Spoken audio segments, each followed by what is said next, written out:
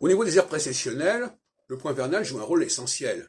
La théorie des ères précessionnelles qui a été élaborée à la fin du XVIIIe siècle concernant l'histoire des religions, et qui découpe l'histoire de l'humanité par période de 2100 ans, 160 ans, sous l'influence de telle et telle constellation.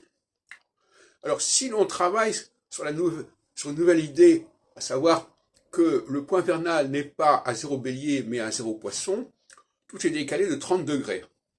Et 30 degrés, c'est le tiers d'une ère précessionnelle. Et donc, si on prend une ère précessionnelle de 2100 ans, le tiers de 2100 ans, c'est à peu près 600-700 ans. Alors, c'est intéressant de regarder les choses ainsi, et de se demander si finalement il ne faudrait pas tout décaler au niveau des ères d'un demi-siècle environ. Hein. Et si on regarde par exemple, si on enlève 600 ans à 2023, on arrive au 15e siècle. Et le 15e siècle, c'est un siècle très important, c'est le siècle des grandes découvertes, mais c'est aussi le siècle où les Juifs commencent à jouer un rôle majeur dans la pensée moderne, dans la pensée scientifique.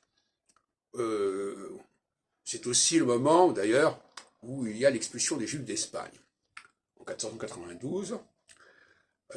Donc à partir de ce moment-là, on a une contribution juive au monde qui n'est plus du tout de l'ordre du religieux. Ce n'est pas la religion juive qui est en question, ce sont les hommes, des personnalités, même si elles sont converties à autre chose.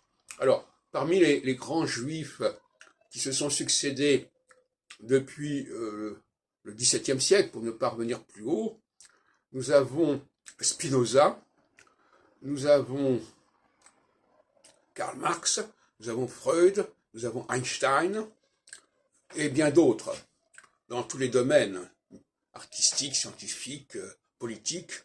En politique, on peut penser à Léon Blum, on peut penser à Pierre Mendès France, etc.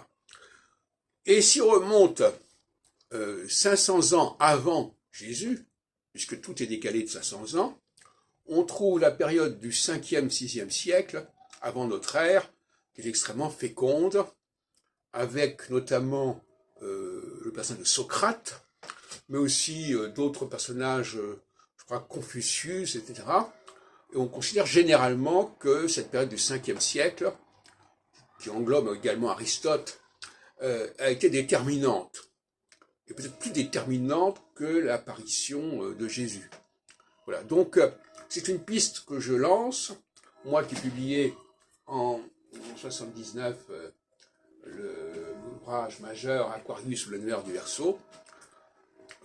Est-ce qu'on ne pourrait pas décaler tout de 500 ans pour correspondre mieux à une structuration de l'histoire qui soit pertinente?